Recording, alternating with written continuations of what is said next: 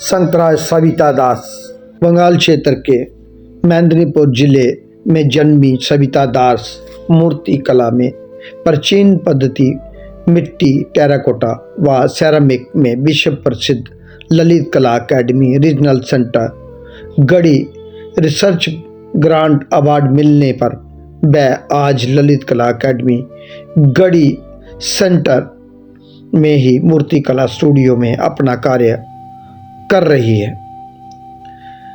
मनुष्य के विकास के प्रारंभिक दौर में उसके आसपास सिर्फ घने जंगल, पेड़ पौधे, फूल पत्ते यानी प्रकृति की निकटता कुछ ज़्यादा ही थी। मनुष्य ने अपने डर और अकेलेपन से बचने के लिए कला का सहारा लिया। वह अपने आसपास के प्रकृति के दृश्यों को अपनी कल्पना के मुताबिक गढ़ता और ब्रश, पेंसिल और तुली द्वारा प्रकृति के चित्र बनाता चला आ रहा है। बंगाल की ट्रेडिशनल कला बहुत पुरानी कला है। वह नवरात्रि, दुर्गा पूजा व अन्य धार्मिक त्योहारों में समय पर इसकी कला की ज़्यादा झलक नजर आती है और नए नए प्रयोग देखने को भी इस कला में मिलते हैं। ट्रेडिशनल परिवार में जन्मी सविता दास बचपन से ही अपने आसपास नवरात्रि व अन्य कई त्योहारों जो दुर्गा पूजा पंडाल को देखती आ रही है। सविता दास को ये विरासत में मिली परंपरा कला पद्धति है। सविता दास कला से जुड़ी एक महत्वपूर्ण कड़ी है। बंगाल के विवाह शादियों में भी अल्पना का प्रयोग होता है।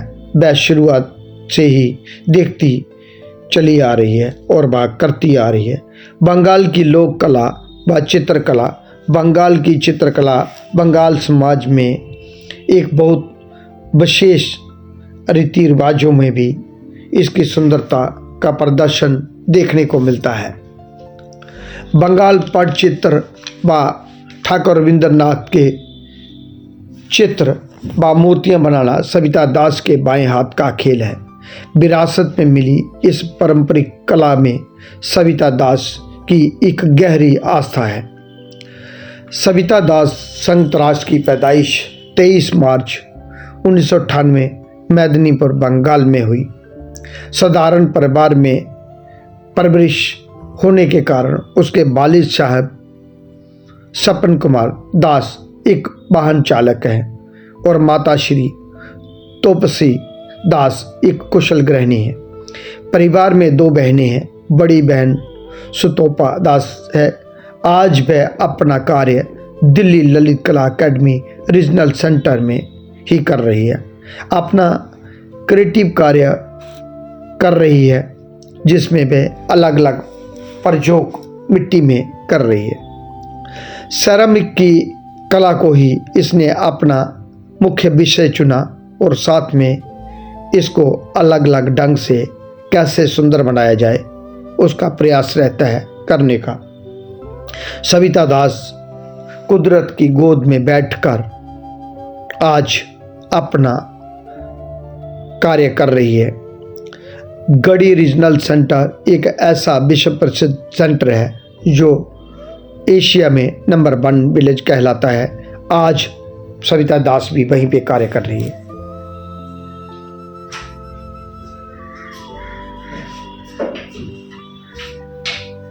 हेलो, कैसे हो? ठीक है।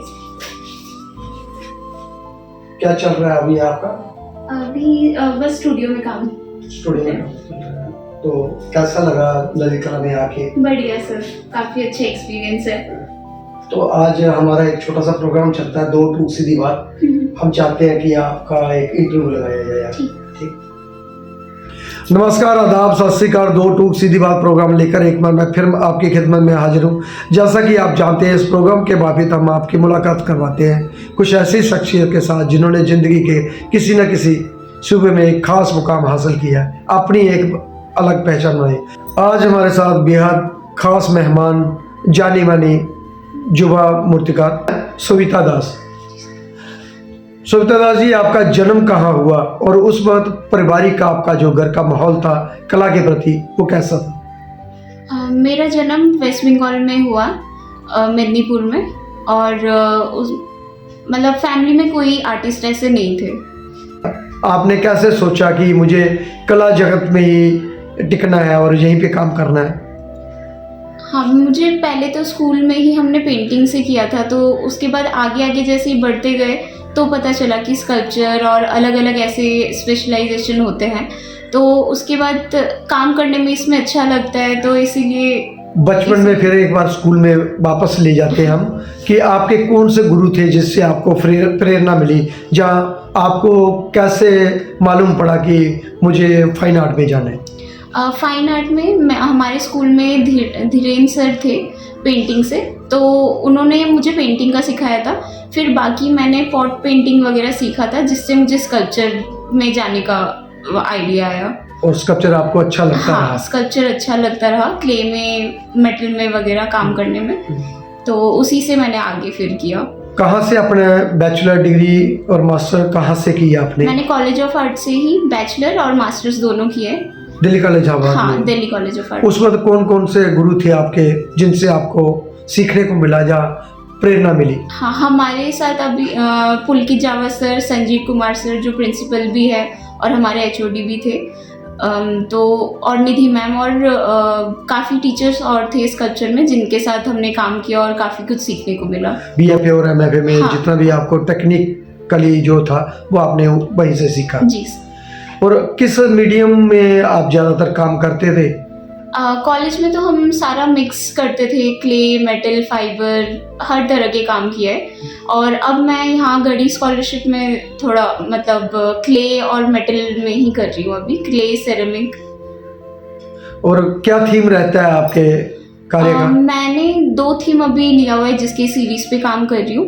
एक मशरूम सीरीज है जो ग्रोथ और रीजेनरेशन को लेके काम कर रहा है, और मदर एंड चाइल्ड को लेके मैं काम करती हूँ, जो उनकी बॉन्डिंग है उनको पहले कौन से मीडियम में काम करते थे आप? टेराकोटा से स्टार्ट किया है, उसके बाद सेरेमिक कर रही हूँ, सेरेमिक के अलग अलग टेक्निक्स पे काम कर रही हूँ, और मतलब तीनों को मैं मिक्स करने की कोशिश कर रही हूँ। दोस्तों, एक नज़र डालते हैं इनके कार्य पे कुछ इस तरह। मित्रों, जी थे सविता दास द्वारा बनाए गए मूर्ति शिल्प। हाल ही में हुई ललित कला अकेडमी रीजनल सेंटर गढ़ी में एक भव्य प्रदर्शनी का आयोजन किया गया। इसमें देश के अलग अलग हिस्सों से आए स्कॉलर जिनको रिसर्च गढ़ी ग्रांट मिला था, उनके द्वारा की गई ये प्रदर्शनी पहली बार इस तरह का भव्य आयोजन किया गया। ललित कला की ये देन थी जो ललित कला द्वारा स्कॉलरों का पहली रिपोर्ट में पहली प्रदर्शनी इस तरह। सविता दास जी, अब तक आपने कहाँ कहाँ एग्जीबिशनें व वर्कशॉप की? अभी हमने इसी ललित कला गढ़ी में हमने ओपन शो रखा था, एग्जीबिशन ओपन स्टूडियो था जो रीजनल सेंटर गढ़ी का गैलरी है, उसी शंकर चौधरी आर्ट गैलरी। हाँ, और अभी बाकी आगे हम और कर रहे हैं, और हमारे हर 3 महीने में या 4 महीने में एक शो होगा। हमारे डिस्प्ले के हिसाब से एक एग्जीबिशन लगेगा हमारा। जी, मेरे ख्याल पहली बार हो रहा है। जब हम लोगों को स्कॉलरशिप मिला था ना, तब भी ये नहीं था कि ये आने वाले जो नए अपकमिंग आर्टिस्ट होंगे उनके लिए बहुत ही अच्छा प्लेटफॉर्म। जी। अभी आप कहाँ काम कर रही हैं? अभी मैं ललित कला रीजनल सेंटर गढ़ी दिल्ली में काम कर रही हूँ। यहाँ मुझे अलग से स्कल्पचर के लिए एक अलग स्टूडियो मिला हुआ है, और इसी में मेरा एक्सपेरिमेंट काम कर रही हूँ। और ये जो रिसर्च गढ़ी ग्रांट है, ये जो बाहर युवा लड़के हैं जो करना चाहते हैं या जो पढ़ रहे हैं, उनको अगर अप्लाई करना हो तो क्या इसका प्रोसेस रहता है, जरा संक्षेप में बताइए। हाँ जी, इसमें फॉर्म निकलता है हर साल, और ये 1 साल का होता है, तो वो फॉर्म के थ्रू मतलब भर सकते हैं। अपने 5 वर्क्स, बेस्ट वर्क्स जो आपने पहले किए हैं वो देखते हैं, और उसके बाद ये सिलेक्शन होता है। इसमें क्या क्या डॉक्यूमेंट्स लगते हैं? फॉर्म भरना पड़ता है, आपका BFA MFA देखा जाता है, ये बेसिकली मास्टर्स के बाद ही मिलता है, और नॉर्मल डॉक्यूमेंट्स होते हैं और 5 बेस्ट आर्ट वर्क दिखाने होते हैं। तो जब ये आपको मिला तो कितना पैसा मिलता है इसका? इसमें 20,000 मिलता है पर मंथ। तो आपको क्या करना पड़ता है इसके लिए? इसमें कुछ नहीं, हमें अपने ही सीरीज पे या अपने ही काम में जो भी हमने कॉलेज में किया हो या हम अलग से करना चाहते हैं अपना एक स्पेसिफिक स्टाइल या कुछ जो भी हम अपना आगे बिल्ड करना चाहते हैं, उसी के ऊपर रिसर्च होती है पूरी कि आप उसको कितने अलग अलग तरीके से कर सकते हो। एक्सपेरिमेंट आपको करने के लिए ये पैसा मिलता है और क्रिएटिव वर्क करने के लिए ग्रांट मिलती है, और इसके लिए आपको रिपोर्ट करना पड़ता है। हर महीने हमें काम दिखाना पड़ता है कि हम क्या कर रहे हैं और कौन से प्रोसेस से कर रहे हैं और कितना हमारा काम हो रहा है।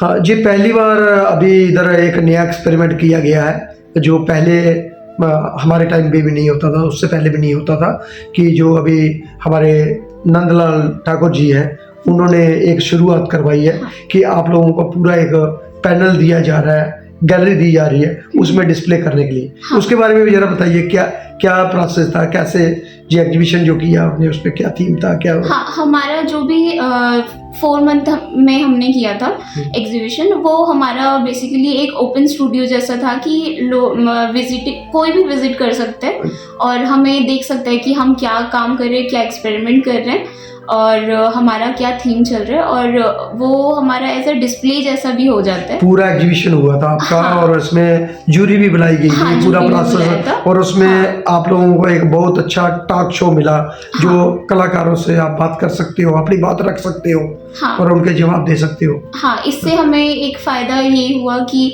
हम अपने काम को कैसे इम्प्रूव कर सकते हैं, वो चीज़ें हमें वहाँ मिली। जी, बहुत ही अच्छा पहली बार हुआ, बहुत ही अच्छा प्रोसेस था, और जी सभी सेंटरों में ऐसे ही लागू होना चाहिए। जी सर, है ना? इसमें कलाकार को आगे बढ़ने का मौका मिलता है, उसको अपनी बात रखने का, अपने काम के बारे में सवाल जवाब करने का, है ना? 7 दिन का 5 दिन का जो भी टाइम रहता है वो गैलरी मिलती है, और एक तो लिखने में भी आपको मिलेगा। आपने शो किया है और आगे खुल के आप काम कर सके। जी सर। आपको क्या लगता है कि आगे और इससे बेटर होगा आपका जब काम करोगे? हाँ, हाँ, हम दोबारा कोशिश करेंगे कि इससे बेटर और अच्छे से हम करें शो। अब जैसे आप कला के अतिरिक्त स्कल्पचर तो आप करते हैं, इसके अलग आपको क्या क्या अच्छा लगता है? जहाँ हॉबी आपकी क्या है? जहाँ संगीत, म्यूजिक, डांस, जहाँ पोट्री, आप? हाँ, मैं पोट्री करती हूँ। पोट्री में आर्ट एंड क्राफ्ट का मैं काफ़ी करती हूँ, और पॉट्स के साथ मैं आर्ट एंड क्राफ्ट में पेंटिंग करती हूँ, खुद की डिज़ाइंस उसमें करती हूँ। एक मतलब स्कल्पचर से हटके एक ये हॉबी है, और मैं अपने स्कल्पचर्स में भी ऐड करती हूँ कभी कभी जो डिज़ाइंस मैं खुद बनाती हूँ। इसके अलग कुछ और, जैसे संगीत, डांस, नाटक? हाँ, मैं डांस करती थी, बट कॉलेज से जब कॉलेज स्टार्ट किया तो छूट गया था वो। नहीं, वो आप जारी रख सकते हैं, वो कर सकते हैं, ये तो अच्छी बात है। और भी एक्टिविटियाँ होनी चाहिए कला के साथ साथ। तो आप अभी फुल टाइम यही काम कर रहे हैं? हाँ, स्कल्पचर में है। जो आने वाली पीढ़ी है, अगर उनको आर्ट फील्ड में आना हो, जहाँ काम करना हो, या एडमिशन लेना हो कहीं कॉलेज में, तो उनको क्या तैयारी करनी चाहिए? पहले तो उनका बेसिक क्लियर होना चाहिए कि एक तो आपको नॉलेज होनी चाहिए पहले कि आपको करना क्या है, क्योंकि हमारे पास बहुत सारे स्पेशलाइजेशन है। मतलब पेंटिंग हो गया, स्कल्पचर हो गया, ग्राफिक हो गया, और भी काफ़ी चीज़ें होती है। तो पहले तो क्लियर होना चाहिए कि आपको करना क्या है, और अगर आप कर रहे हो तो उसको पूरे मन से करें, टिक के करें, मन से करें, और लगातार तो करते रहें। हाँ। एक आखिरी सवाल कि जो बाहर लोग बैठे हैं, जो देख रहे हैं, उनको क्या मैसेज देने चाहते हो आप कला के माध्यम से, कि वो कलाकार बनने के लिए, या उनको क्या आप कोई संदेश देना चाहती हैं? कलाकार वैसे तो कोई डिग्री तक सीमित नहीं रहती। हर कोई मतलब हर किसी के अंदर कोई ना कोई आर्टिस्ट तो होता ही है। जो मतलब जैसे कोई जो कुकिंग करते हैं वो भी काफ़ी हद तक आर्टिस्ट ही होता है, तो टैलेंटेड होना चाहिए, हाँ, कोई भी टैलेंट टैलेंट होना होना चाहिए। चाहिए। बस आपको पहचानना ज़रूरी कि आपके अंदर कौन सी टैलेंट है। उसी में आपको जाना चाहिए। हाँ, जाना चाहिए, ताकि आगे जाके वो मतलब गिल्ट ना रह जाए कि हाँ हमने ट्राई नहीं किया कभी। दोस्तों, ये थे हमारे साथ दो टूक सीधी बात प्रोग्राम में सविता दास जी, जिनके बारे में जाना, जिनकी कला के बारे में जाना और बातचीत हुई। दोस्तों, अगली बार फिर मिलेंगे किसी नई कड़ी में नए कलाकारों के साथ। तब तक देवीदास खत्री को दे इजाजत। जय हिंद, जय भारत।